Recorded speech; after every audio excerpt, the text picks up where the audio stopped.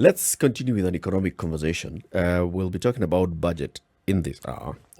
We'll have with us James Muraguri, the Chief Executive Officer of Institute of Public Finance Kenya, IPF Kenya. Last Thursday, the Cabinet Secretary for the National Treasury, Ambassador Ukur Yatani, presented before Parliament the medium-term budget and the Finance Bill 2021 for consideration. Now, MPs are supposed to look at this, prepare a report, and the Budget and Appropriations Committee will look at it and then present its report to the Parliament, and then they will discuss and see, okay, does it make sense? Should we approve? Should we then go ahead and start appropriating this money? 3.632 trillion shillings is the budget for the financial year 2021-2022. 3.632 trillion shillings. And the National Treasury says that this budget is proposing to strike a balance between stimulating economic recovery and responding to the health challenges of the COVID-19 pandemic. In preparing, let me quote Ambassador Atani, in preparing the estimates, we have been very alive to the current challenges of the ongoing pandemic while ensuring that we continue on a steady path of economic recovery by investing 26.6 billion shillings on post-COVID-19 economic stimulus program and 135.5 billion shillings on the President's Big Four agenda covering universal healthcare, food and nutrition, manufacturing, and affordable housing. So universal, Big Four still continues to receive money.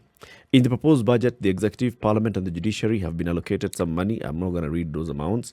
And the Finance Bill, on its part, is seeking to amend the Income Tax, the VAT Act, the Excise Duty Acts, the Tax Procedures Act, the Miscellaneous Fees and Levies Act, as well as the Capital Markets Act, the Central Depositories Act, the Kenya Revenue Authority Act, the Insurance Act, the Retirement Benefits Act, to facilitate realization of the budget proposals.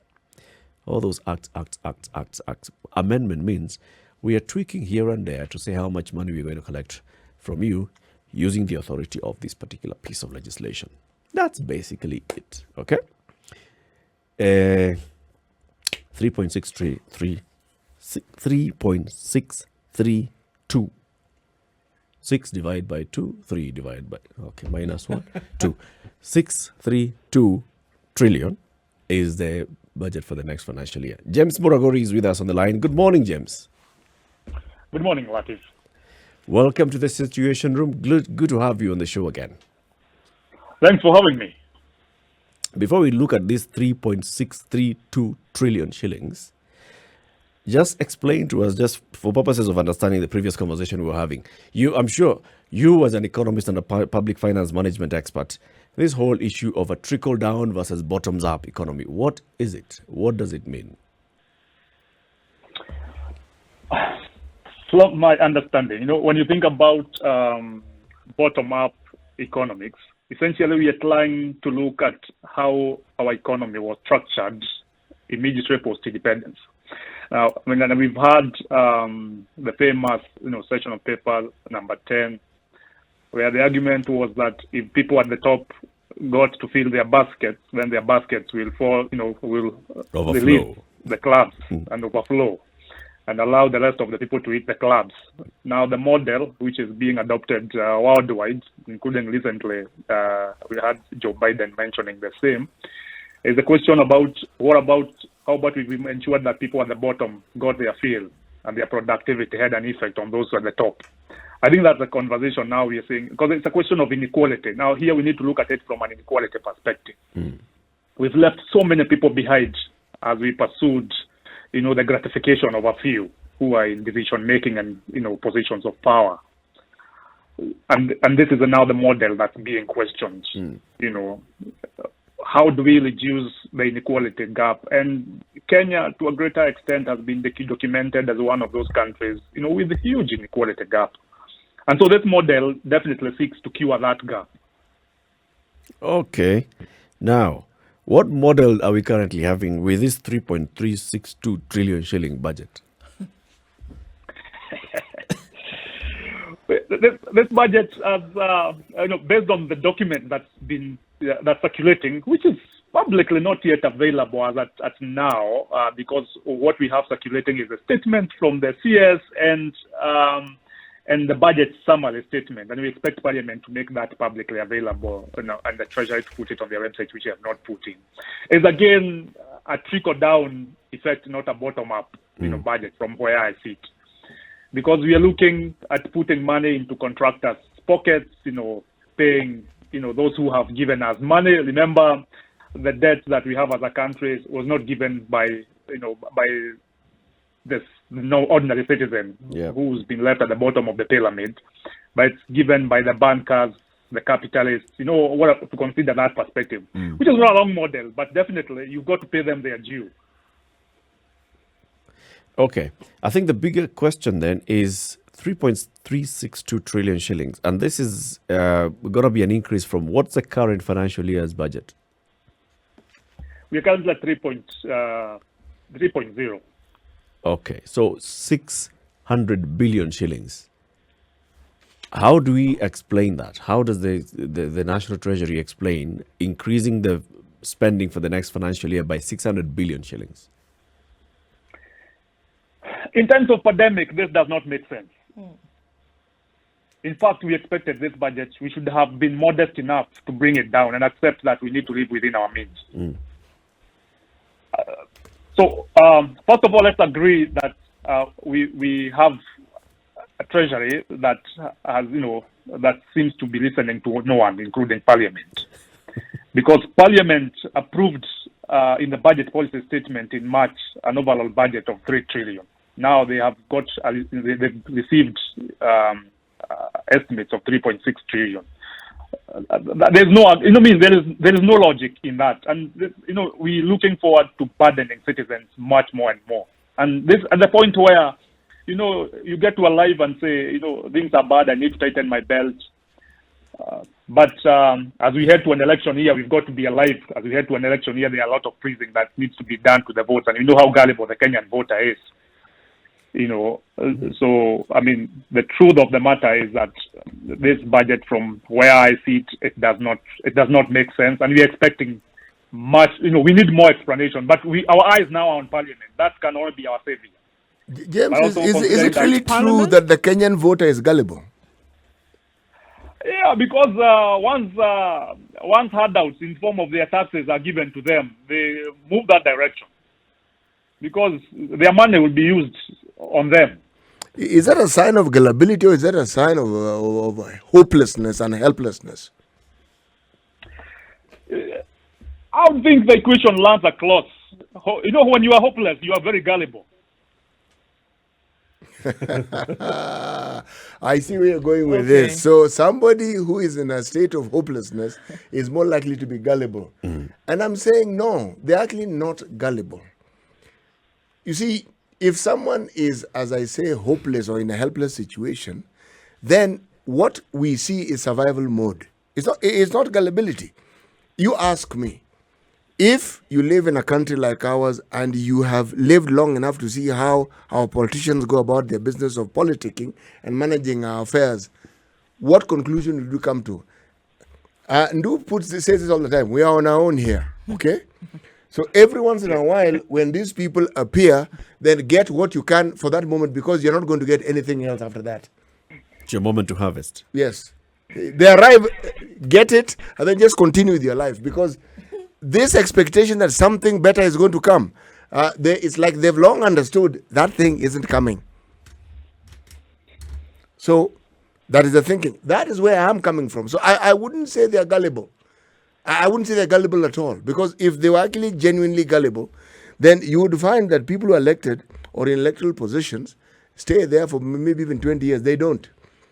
We renew them and we revise them and we replace them effectively every single year. So city, if not gullible, then what are they? What is a citizen? Compliant? No. Or what? No.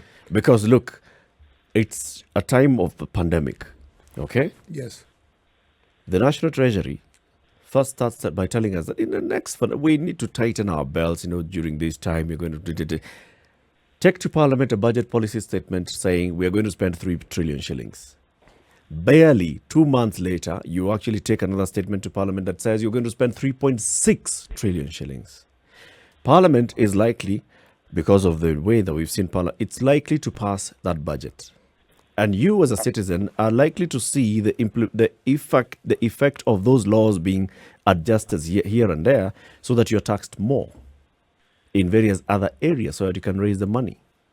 And you will comply. So that's what I'm asking. If not gullible, then what? But do you have a choice to comply in this case? Do you have a choice right now, just as you've said? Like Muraguri is saying now, this document is being passed about. It would look as though this is the plan that the government is going to take for the budget, right? In terms of things like public participation and do we think this is going to work? There's very little that the citizen is going to be able to do to change the course of this. Well, citizens can actually participate. During that phase of public participation, you can raise the questions, you can ask the questions hard enough. Okay. And then make the government start answering those questions or maybe even backtrack. But since that is not going to happen, and that's what I think James is saying, that they know that not much you're going to do. In fact, they'll come, it'll be packaged in such a way that you see now we're increasing the amount of money that's going to be allocated to the counties. You see what's going to happen. We're going to run an election in an election year. You see what we need to do. We need to put in a lot of money for economic recovery post-COVID. You see, blah, blah, blah. But I don't think gullibility comes into play here. I think what happens is that where the citizens participate in this entire process is by then making their contribution to pay for this really heavy budget that is going to come in. That's where you're going to participate. You are going to participate in the payment of these heavy debts and these heavy loans, or am I wrong? The citizen in this case, who should actually be benefiting from how the country is going to spend its money, essentially how they will participate is making sure that they make their contribution to make sure that all this is paid for. Am I wrong? James. Are you there, James? Yes, I am. You see, let's look at it and see how the Kenyan citizen, the Kenyan taxpayer, to say so, has been used and abused, by the process. First of all, it's a question of, tokenistic participation, where you're invited to participate so that boxes can be ticked. Exactly. We invited James. James came on behalf of the private sector, on behalf of the civil society, and he presented his views. We noted his views and we appreciate and we move on. That's it. So you're actually not really involved in any decision making. It's really about ticking a box. So even when we hear touting about public participation, it's for you to come and say that so they can say, yes, well, we brought this to the members of the public. They were involved because we asked them what they thought. They asked questions. We documented them in a book, or we have that record, but we're going to move on with what we intended to do in the first place. Is that the scenario that we are being dealt? Absolutely, because one of the things we need to observe here is that we've completely just taken public participation, literally. That's participate, It's passive. Like we invited you to, you came, you get a certificate of participation. That's it. There's no merit in your participation. You see, but the conversation, and I think the spirit of the Constitution was in such a way that we will have a participation from a deliberative perspective, where I'll come and present my argument. And then when we are concluding, for example, the budget, we will provide reasons and justifications on why we did not take the propositions that James made, the proposition that stakeholders made, and the reason was A, B, C, D. But we will notice that, for example, the budget policy statement will present that, stakeholders came, they argued, for example, they wanted increased financing for immunization. And then the response by Treasury would be that we noted this and the Ministry of Health will take into consideration the views. That's it. And remember, to a greater extent, even when we see our budget looking at 3.6 trillion, there is also a lot of heavy donor financing. So it's still, not as financing. Because to be very honest, look at it from this perspective. We corrected the financial year 2019-2020. We corrected taxes worth around 1.5 trillion. Yep. This year, to a max, we are likely to correct 1.6 and not even 1.7. And 1.6 is a stretch. Even the hitting 2021, 2022, hitting 1.5 will be a miracle.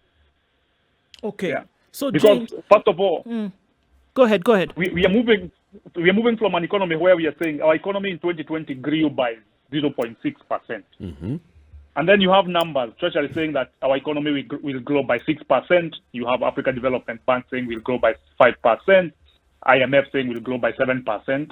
But ideally, we've seen when an economy has contracted that much, you cannot just move 5 percentage points of GDP in growth. It's impossible. And the last time this happened, our growth was that level was in 2002 when we were getting the NAS government.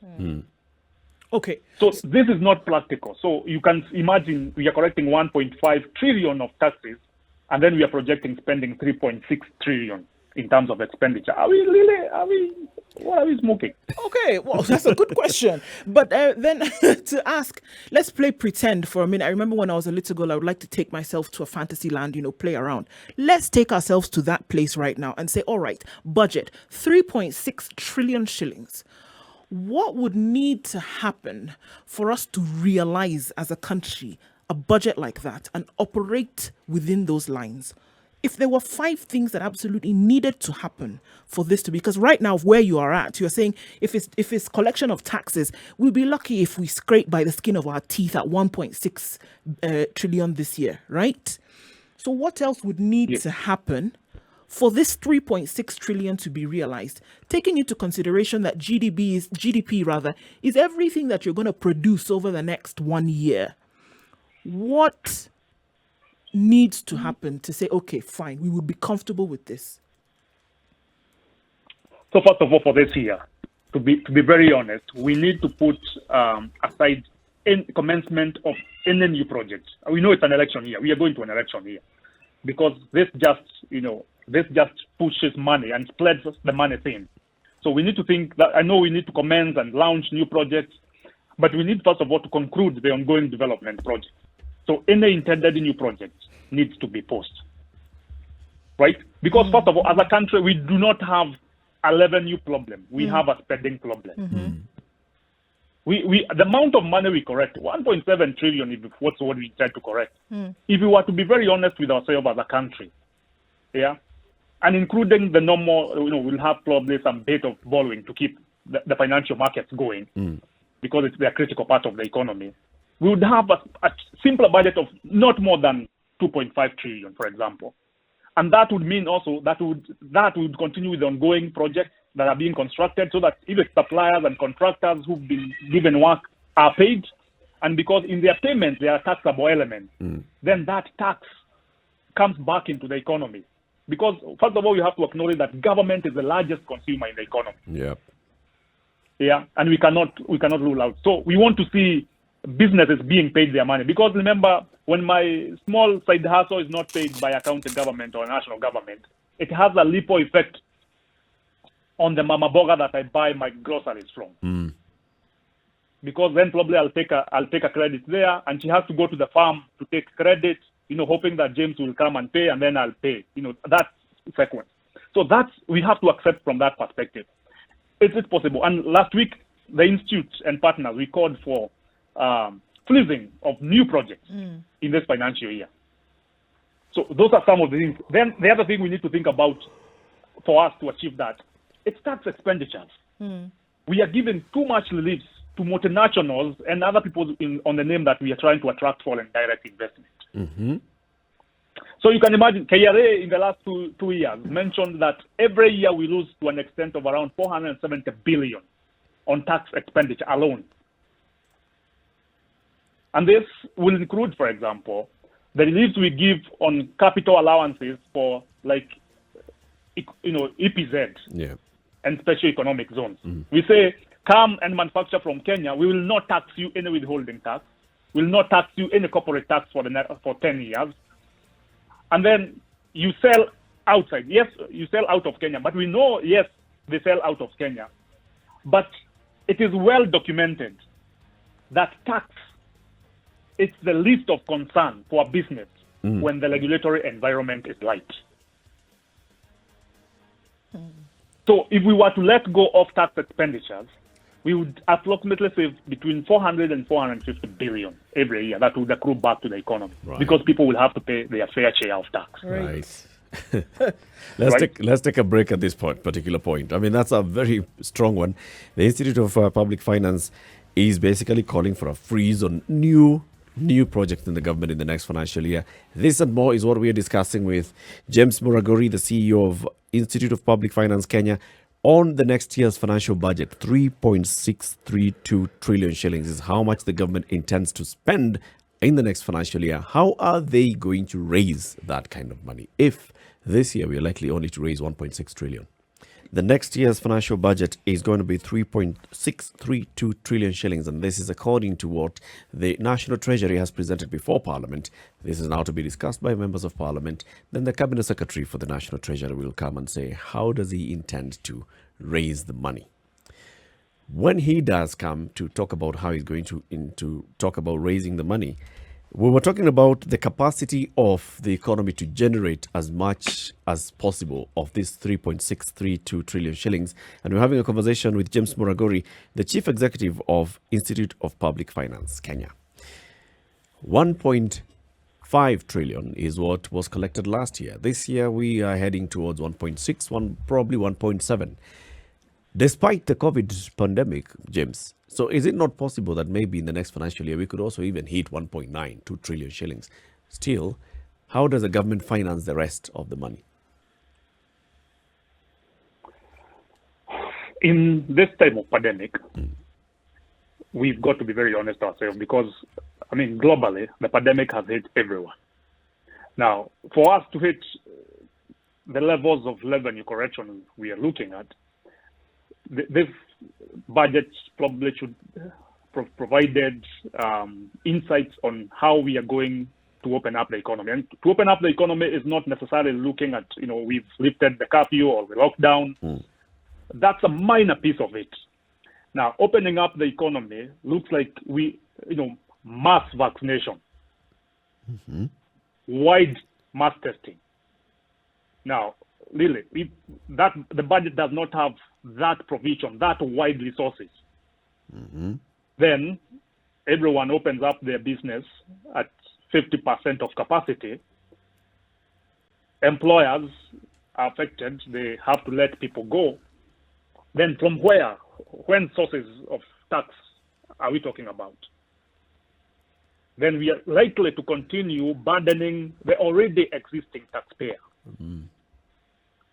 And because that's, I think for KRA, that's the low-lying fruit. You are already paying tax, so we know you have money, so we can top up a little bit of more for you. And of course, also the element which is very unfortunate, where we catch you by surprise. We come, we expect. Of course, one of the statements, the CS statement, was that we are going to propose tax reforms, tax reviews, in the coming financial year. Yeah. That's trying, and right now we are not talking about what is it. It's catching businesses by surprises. Remember, now I have to reorient myself as a business and start working. And that's the biggest undoing because we don't have a national tax policy in Kenya. And when we think about a national tax policy, then we are talking about an acceptable framework, that does not allow for catching people by surprise. You come, the CS will come in June and say, digital tax will start from 1st of January 2021. So all the businesses that are on digital tax, you're trying to reorient yourself. All our plans for the next financial year, because we already planned. Yeah. We've got to factor in an extra 1.5% tax. However, we should have had a conversation for more than a year, so that when you're planning taking into consideration that as I continue increasing operations, then I'm providing for that tax. But, all where we have, the cases for beer and cigarettes, says we have increased the taxes for beer. And from then midnight. All of a sudden, midnight, everyone started, looking for, beer has gone up. That's not proper for a regulatory environment. And I know all of us want to pay our fair share of taxes, but we want to pay that fair share of taxes in a predictable manner and for it to be used in the right way. James, let me ask this question as a layman. Huh? Yes. What would happen if the government simply budgeted to use what we collect? This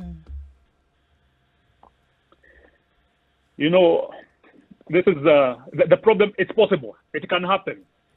Good. Now, take yes. me to this geographical location where, when it happens, and tell me about the details of the things that will have to be accepted, changed.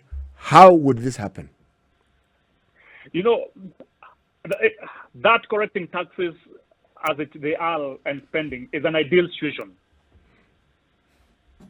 But because government correction of taxes and delivering services is a social contract between it and the state and the citizens, then globally that situation does not align. That's why the government will always lamp up, because there's an opportunity for increase. The economy is growing. So they're always pushing, a little bit. You started borrowing 100 billion, now we are borrowing a trillion. We are pushing. And what ultimately happen is it's a more concept of what happens when you have too much money. It's misuse because you are overwhelmed. Yep. You did not plan. It's going to the market. For example, we went for you go to borrow Eurobond 200 billion. Then you find there was too much money. You take extra 70 billion, and then what happens? No one knows where exactly the money went. You splash it. You see? So that's the seal, CT, if you come to look at it. But ideally, we will not have a situation. An ideal situation is to spend what you correct. It's saying that as an employee, you will not you'll wait for your net salary and not go to a Shylock, and you not borrow your friends. Mm. But then at some point you find I planned all my money as I should have lived. I provided for everything, but in the middle of the night I feel like probably I probably need to buy that plot. Looking at a country, looking at it from the scale of a country, it doesn't seem like a very healthy practice to me. I remember in the last financial year, I believe there was money given by international finance partners, and that money was to complete the current fiscal year's budget. That was what it was for. So even to finish the budget before you even go to a new one, we're having to borrow money for that. It's clearly not a healthy practice. What would it take to get out of this cycle? Because as we're looking at it now, it seems plain as day that it is not going to work. There's some things that you've even called impossible at this point. It is not possible to sustain a budget that high. What would work from what you see? Let's first of all look at it from this perspective. Borrowing, and as per our laws in Kenya, we can only borrow for development expenditure, not for recurrent and operations. Mm. And that's within the limit of the 30% development expenditure. And all the time, every year, the government under the fiscal objectives, provides that statement that we have met this limit, including this year. They are saying we are at 32% of the 3.6 trillion. We are at 600 billion allocation for development. But we have got no money. We are borrowing that money. Mm. Right? Now we have expanded our remit to around 952 billion, of which 661 billion will be borrowed domestically. You see? So first of all, for us, we need to realize that borrowing domestically clouds out the private sector. And then means that then my business cannot get funding from the local commercial bank. Mm. Because I'm competing with government, but government is more secure than myself. Government lives in perpetuity. They will pay. But if you notice, the year 2005, 2006, during the Kibaki government, we borrowed zero from the domestic market. Mm-hmm. And this essentially meant that there was much more money. And that's at the point at which even banks were hawking loans in the streets. Yep. That means the economy then becomes more liquid. And I think that's where we need to adopt. We can borrow externally, because we also need to keep the financial markets running, and we know our local banks definitely and their systems have links externally. So they end up still lending to us from an external perspective, but also asking ourselves, what can we do to ensure that liquidity for the private sector increases? So how do you strike that balance? Like just borrowing from that example of 2004, 2005, when the government did not borrow in the local markets, was that to the benefit? Did that actually benefit the economy, looking from the financial sector and the rest of the economy, the private sector?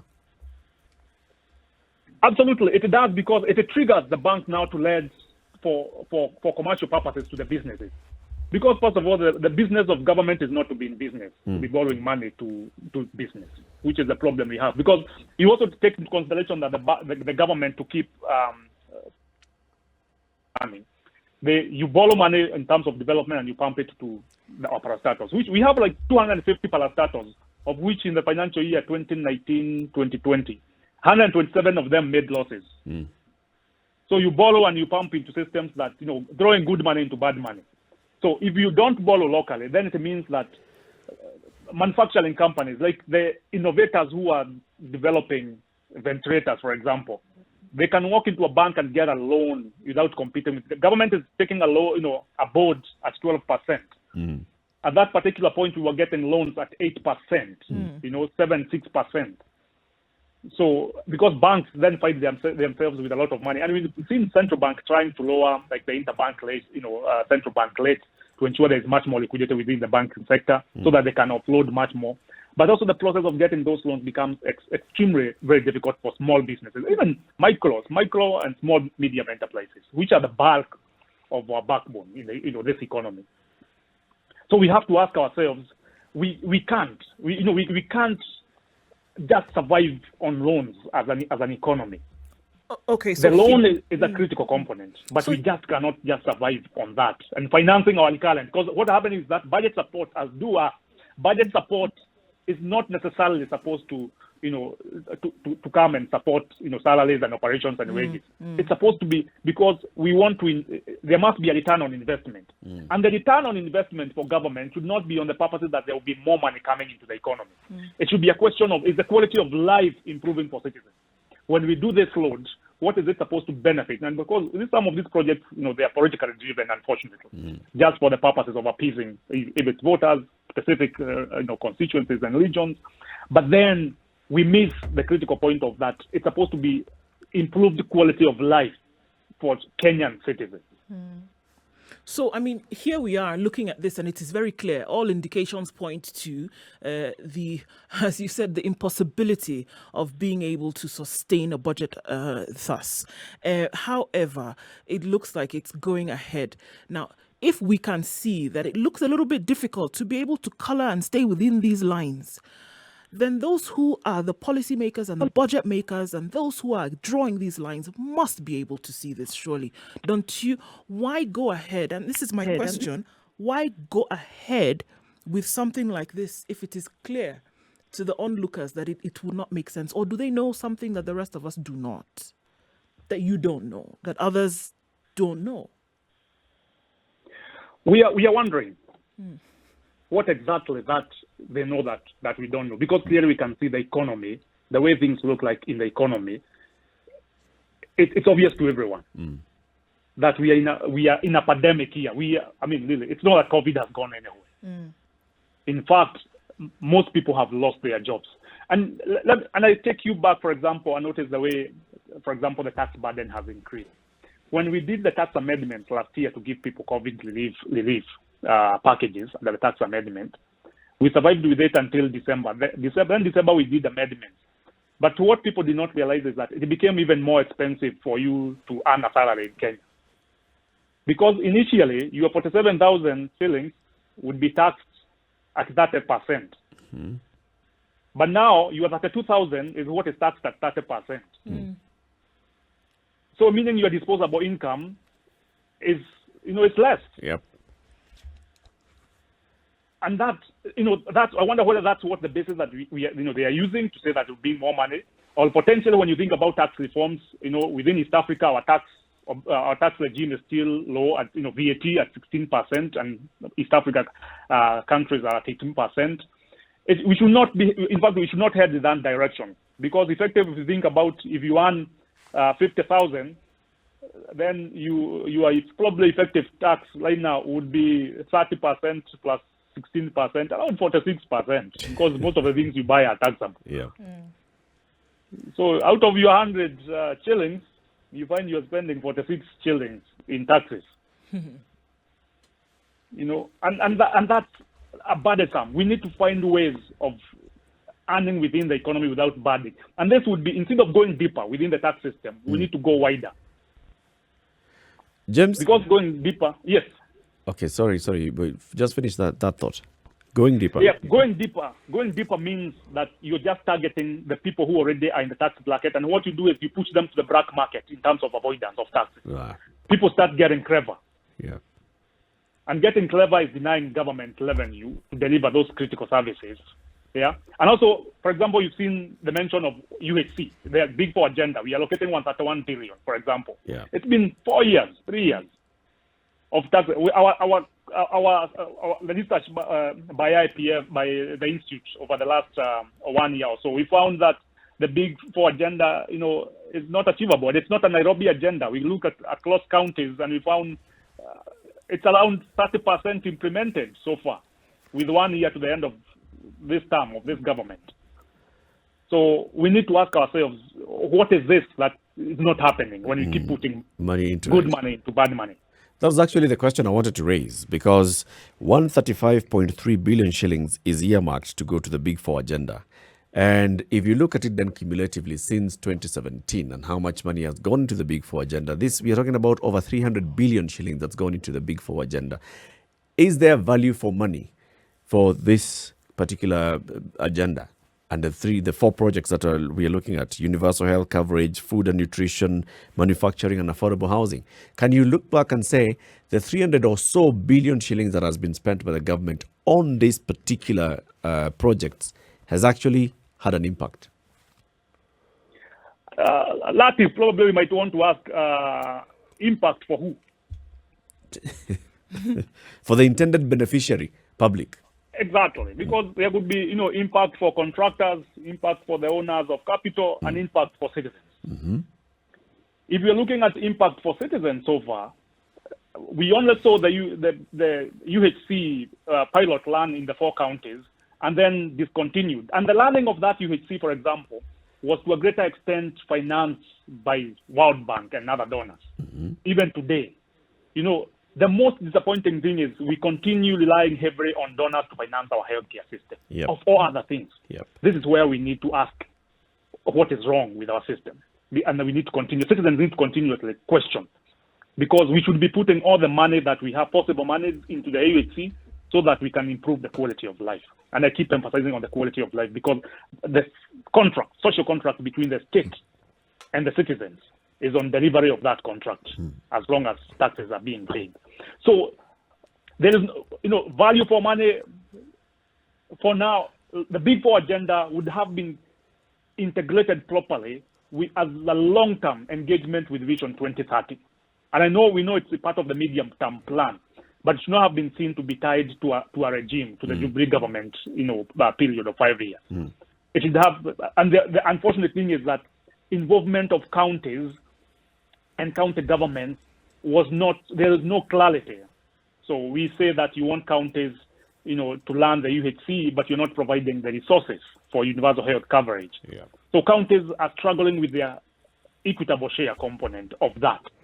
So this money, then you end up talking about Big Four agenda. It's a question of, brick and mortar. As long as we've built a building, we've built houses, we are saying Big Four agenda is being achieved. Yeah. What is our manufacturing? What are we doing with our manufacturing? And our small cottage industries, for example. Because that's where we need to question, because most of the people would want to push and ask, for example, the Kenya industrial estates, for example, who manage that, those estates where you can have cottage industries on behalf of government. Yeah. What are they doing to promote manufacturing at the county level? Because manufacturing should not be at the city's level. It should be at the county's level, so that we can also, promote, urban rural migration, to those segments, and make it cheaper for business. Because the index for doing business in Kenya, we might say that progressively it's becoming cheaper to do business in Kenya, and we are launching in the land of business. But land of business for who? For foreigners or for Kenyans? But James, let me ask you this question. I mean, I hear what you're saying, and it makes perfect sense. But surely those who are in a ministry of finance, this is your field, the treasury, people there, they understand everything that you understand, if I'm not wrong, don't they? They do. Yes. Now, this discussion we're having is similar to many discussions we had last year at around such a time when we were approaching this particular period of determining how it is our country should run. Okay. Now, it appears that the very, very objective that the government seems to be saying they want to achieve, they themselves are undermining. And let me explain why I'm saying it. If you borrow more than you actually have, and it's like your entire process of expenditure is actually being supported because what we are borrowing is more than what we are actually collecting. It's like what we have is a third, consists of a third of the whole budget. Now, the government's solution to this situation seems to be tax the living daylights out of your people. Okay? Now, if you tax the living daylights out of people, the thing that will certainly be crushed, and I use the word crushed carefully here, is what you're calling enterprise. So then, with every passing year, you do this sort of thing, the objective is actually killed even before it begins, because who is going to work in an environment or try and work in an environment where you are guaranteed that almost every cent you earn, no matter how you earn it, is going to go to a tax, and there is no commensurate benefit that you receive from it?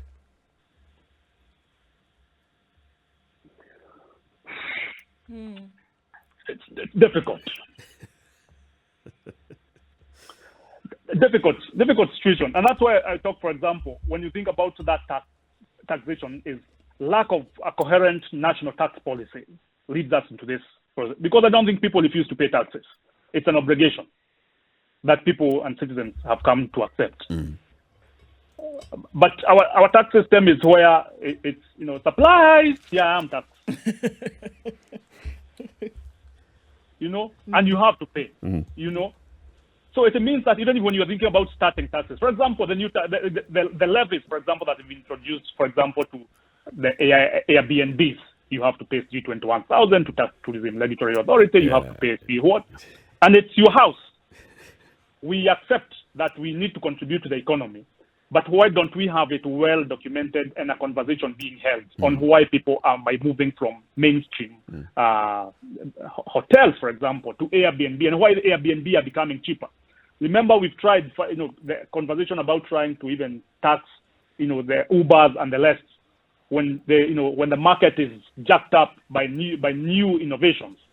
You try and kill. The problem is trying to kill innovation, trying to kill small enterprises as CPS, saying you start thinking about an enterprise, and the conversation that comes into your head is, how much tax am I going to pay when I start this enterprise? Yeah.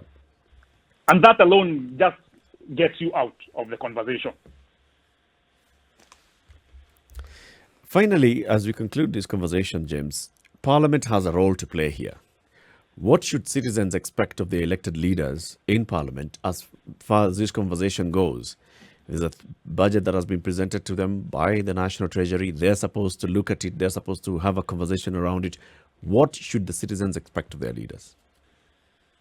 So first of all, these estimates been tabled to Parliament, and they go straight to the committee, the Budget and Appropriations Committee, which is led by Honorable Kanini Kega. Yep. And he was in trade as the chairman of trade, and he's seen how business is. So first of all, he needs to strongly engage the private sector as a key stakeholder, because those are the people who pay, they pay a bulk of taxes as private sector. He needs to have that conversation, because also it's a time where the private sector starts asking for accountability of taxes.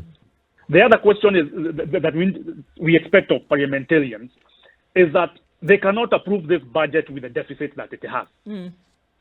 They, first of all, in the budget policy statement, they said that they are not going, they made it very clear in the budget policy statement report that they are not going to approve this budget if it comes with a deficit more than what they have approved. Now it has come.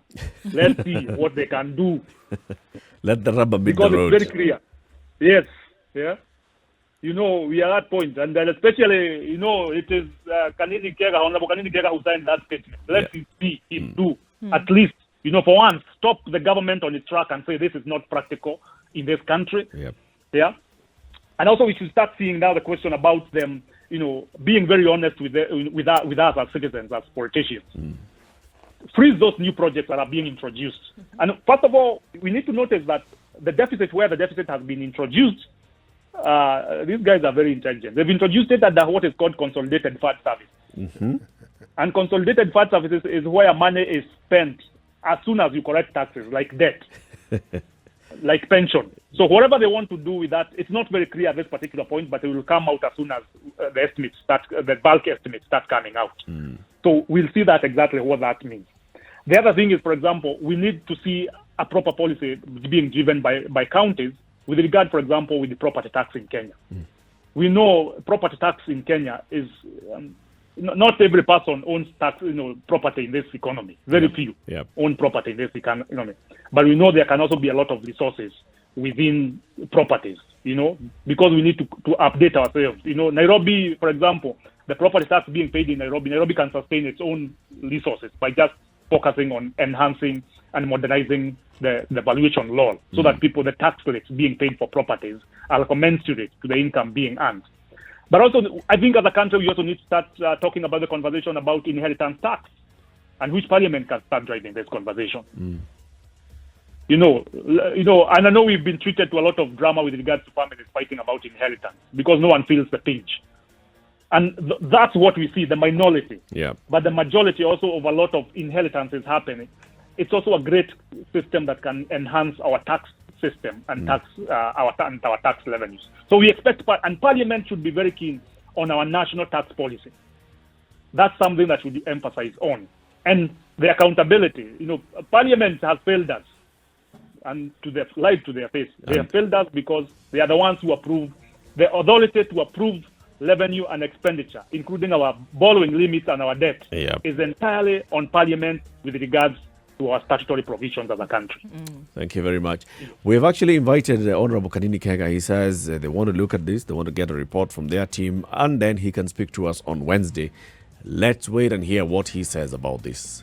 James Muraguri, thank you very much for speaking to us. And like you said, for Parliament, it's about that time when your relatives say is that there's a time for joking and there's a time for swallowing the bone. Yes. Thank you for having me, Latif. Asante sana.